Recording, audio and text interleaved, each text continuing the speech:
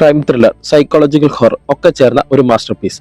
1995 David ഫിഞ്ചറിന്റെ സംവിധാനത്തിൽ Brad pit, Morgan Freeman എന്നിവരുടെ പ്രകടനം കൊണ്ട് ഇന്നും ഓർത്തിരിക്കുന്ന ഇംഗ്ലീഷ് മൂവി 7. സിനിമ തുടങ്ങുന്ന നിമിഷം മുതൽ തന്നെ ഒരു സ്ട്രേഞ്ച് ഫീൽ. മഴ, ഇരുണ്ട നഗരം, gloomy visual, heavy background score എല്ലാം കൂടി നമ്മളെ ഒരു അൺകംഫർട്ടബിൾ മൂഡിലേക്ക് കൊണ്ടുപോകുന്നു. ഇത് ജസ്റ്റ് ക്രൈം ഇൻവെസ്റ്റിഗേഷൻ മാത്രമല്ല, മനുഷ്യ മനസ്സിലെ ഇരുണ്ട ഭാഗങ്ങളെ എക്സ്പ്ലോർ ചെയ്യുന്ന സിനിമയാണ്.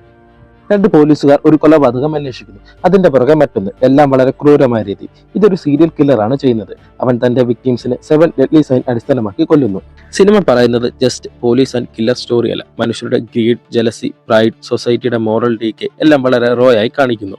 7 ഇന്ന് വരെ ബെസ്റ്റ് ത്രില്ലറായി പറയപ്പെടുന്നതിന്റെ reason tight script, super acting, master class direction എല്ലാം കൊണ്ടാണ്. എനിക്ക് പേഴ്സണലി 7ന്റെ പേസ്, മൂഡ്, അൺപ്രഡിക്റ്റബിലിറ്റി എല്ലാം മൈൻഡ് ബ്ലോയിങ് ആയിരുന്നു. ക്ലൈമാക്സ് കണ്ടതിന് ശേഷം ഒരു ഹെവി ഫീൽ ഉണ്ടാകും.